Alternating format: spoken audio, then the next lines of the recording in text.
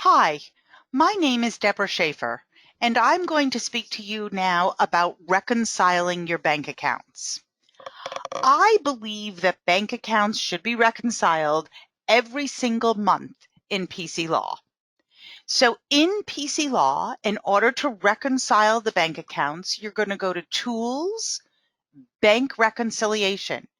You're going to choose the bank account that you want to reconcile, double click, find all your bank accounts, and again, you will be hopefully in the current month and you will see the months that are on here. For the very first bank account that you reconcile, both the start date and the end date will be able to be filled in. You would enter the opening balance on your bank statement and the closing balance on the bank statement. And the end date should be the end date on your bank statement. So when you do that very first bank reconciliation, PCLaw is also going to ask you to enter the outstanding checks. Now you'll notice on this page that I have checked use deposit slips. I do use deposit slips and recommend all of my clients do. And that feature is turned on under System Settings, under Banking, and you'll see right here in the bottom right-hand corner, Use Deposit Slips.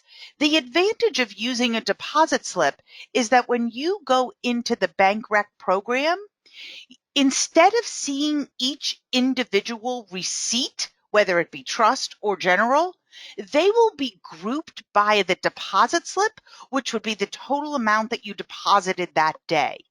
So I think it's easier to reconcile a bank statement when you see the amounts on the receipt side that equal to the amount that was deposited. And so that deposit slip groups them together. The very first thing that I do on a bank rec, when you first come into a bank rec, everything is going to be selected. Everything is going to have a check mark. So the very first thing I do is I deselect all of the transactions, so then I can compare them to my bank statement. So what you're going to do is if you see a deposit on the bank statement, you're going to check it off and make sure it's the same thing on PCLaw. Same thing with checks. You can sort this by check number, you can sort it by date, payee, amount, whatever is going to be easiest for you to find those transactions on the bank statement. For the very first bank statement that you do for any account, this prior is going to be lit up. You'll be able to click on it and you'll be able to enter the outstanding checks from your prior month's bank rec. So if you are reconciling March, you'd want to find your February bank rec and enter all of the outstanding checks and deposits from that February bank rec.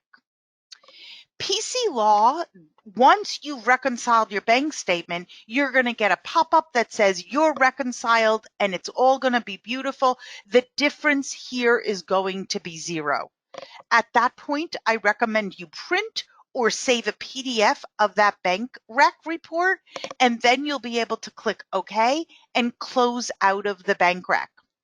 Now, there are a few things about the bank rec that I just want to bring to your attention. PCLaw does have the ability to read your bank statement from disk. So if you can download your bank statement in a QuickBooks or a Quicken format, save it onto your computer, you can read it in to the PCLaw Bank Rec program, and PCLaw will actually match the transactions that it can and give you a list of what it did not match, what is on the bank statement that is not in PCLaw. So that is another way to have PCLaw read your bank statement and basically do that bank rec for you.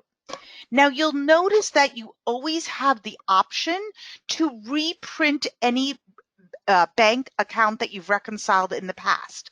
And you can access those reports by going to reprint, and you'll see all the periods that you've already reconciled, and you can print those reports for any period.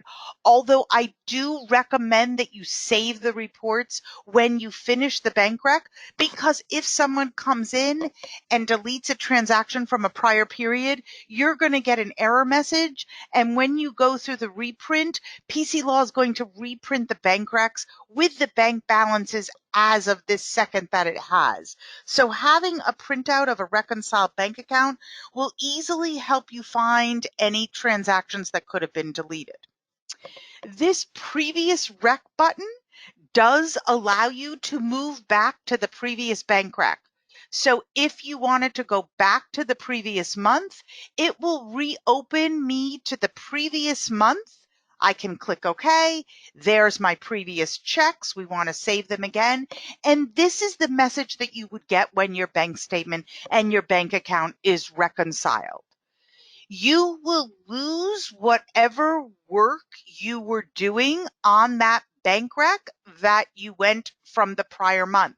So I had come back to March, anything that I'd come back to prior to March, anything I had done on that March bank rec would have been lost because I had opened the previous rec. I never recommend resetting your bank recs because that will wipe out any prior bank recs that you did. So the only two buttons from here that I would use would be a reprint to get a different bank rec report, previous rec to reopen a previous period, and of course, OK to go ahead and complete your bank reconciliation. And as I said, if you do have a zero, it's going to warn you and say, hey, that's not right. You'll put in whatever the ending balance is on your bank statement. As I said, when you come in, everything's checked. The first thing I do is deselect all and then go ahead and complete your bank rec. That is how you do your bank recs. I cannot recommend strongly enough that you reconcile every single bank account in a timely fashion each month during the year. Do not wait till the end of the year to reconcile the entire year. It's a lot to remember. And that is how you do a bank rec in PCLaw. My name is Deborah Schaefer. I'm a certified independent consultant for the PCLaw software. Thank you for your attention.